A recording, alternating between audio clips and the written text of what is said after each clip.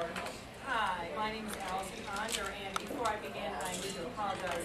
First of all, we were late in Jeff City, but I didn't realize until last week that I was here. My husband Bob, of course, is a state representative. He is in Jeff City. There were some very important votes that he couldn't miss tonight, so he wanted me to send you his regards. So I'm here tonight to introduce you to the Onder family, because when you get Bob, you get us all. I met Bob on a blind date in January of 1995. I will tell you all right now that I did not want to go. I thought doctor, boring. Lawyer, even more boring. Well, was I ever wrong? Bob Onder is easily the most energetic and exciting man that I've ever known. In fact, there's not been a dull moment in my life since I met that man. We had a whirlwind romance. We got engaged 6 months after we met. We got married 3 months later. And 9 months and 3 days after our wedding, I gave birth to our first son. I always had the 3 days because I don't want folks talking about me. We named our first son, Robert III. We call him Bobby. He was just the first in a long line of blondes. 17 months later, our first princess arrived, Elizabeth Noel. She was born on Christmas Eve. She was followed 2 years later by our son, Michael Kovac Onder, who was named after my father, since they share the same birthday. Now, after Michael, we went for our 4th. Instead, we got 5. Yes, we have twins, Joseph and Christine. Now, when I was expecting the twins, the doctors discovered that Joseph, our son, had a congenital heart defect. It's actually called hypoplastic left heart syndrome. It is the most complex cardiac diagnosis that there is. It basically means my son was born with half of a heart. Now, the doctor said we had 3 options. The first was compassionate care. The second was a series of 3 surgeries with the possibility of heart transplant. And the third, well, you guessed it now, was abortion.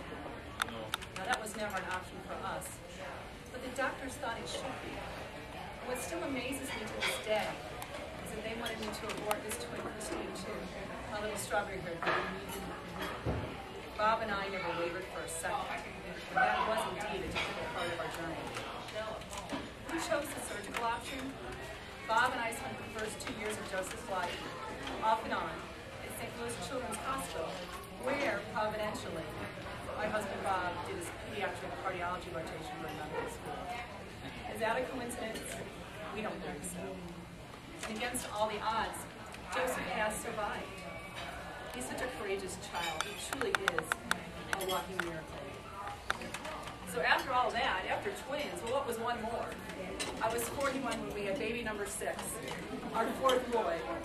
Baby Peter, we call him, although he just turned 3 last month. All 6 of my children are homeschooled.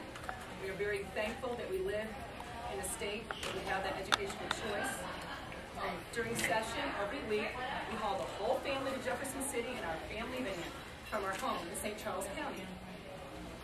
So when we hear from other people in the 9th Congressional District that gas and food prices are too high, we know exactly what they mean. 12-passenger vans don't exactly come in hybrids. This thing is not a minivan. I'm talking full-size van, like the plumber's drive. That's my car. And with 6 growing kids, they're always hungry. My life works. Well, sure, it gets confusing sometimes. I'm never sure what's in my refrigerator. And the laundry, I mean, you can only imagine the laundry.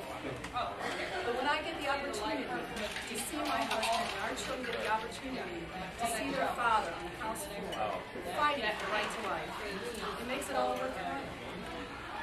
Bob serves, and our family is proud to see him serve for a higher purpose. The very first bill that Bob ever filed was the Unborn Child Pain Protection Act. That focused on informing women of the pain their baby experiences during an abortion and provides anesthetic for the baby. Think about this. The state provides anesthetic to mothers on death row. Why not innocent children? This year, Bob proposed an even stronger bill to protect children from abortion and women from violence. We've been told by national pro-life activists that this bill is on the leading edge of pro-life legislation in our country. two things. First of all, it requires expectant mothers to be provided with full information about the child in their womb, including the little things that mean so much. The baby's heartbeat, fingers of tongues. It requires doctors to give women the opportunity to see a sonogram or hear the sounds. Bob's legislation does not strike directly at the religious way. Instead, it is far more effective. It goes for the heart of motherhood. Not when an expectant mother first sees that sonogram, the whole world changes. The second thing Bob's bill does is protect women from violence by making it a crime to force women to have an abortion. It passed the House with overwhelming bipartisan support. 113 Right now it's over in the Senate. My husband's working around the clock to get it passed. He thinks such a simple measure would be non-controversial. Who's against giving women information? Who's for coerced abortions? Of course, the liberal editorial boards of our state's newspapers just don't get it. They attack Bob for his green life. But then again, that's nothing new. They've been after him before. They really went after him 2 years ago when he was president of Missouri Youth against the statewide fight against Onder.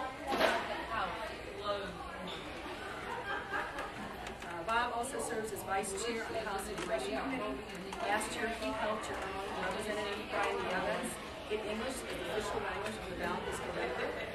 I think it's really simple. English is a language of opportunity. And I know Bob was proud to vote for Representative Near's bill last year. He's also proud to receive Brian's endorsement in this race to replace Congressman Paulson. Thank you for the opportunity to visit with you here tonight and to speak to you about our journey as a family. I invite you to join us and support our fight for life and for liberty. We look forward to getting to know you better. Please look for us at all the festivals and parades this summer. We'll be the ones with the 5 little blondes and the 1 redhead. Thank you.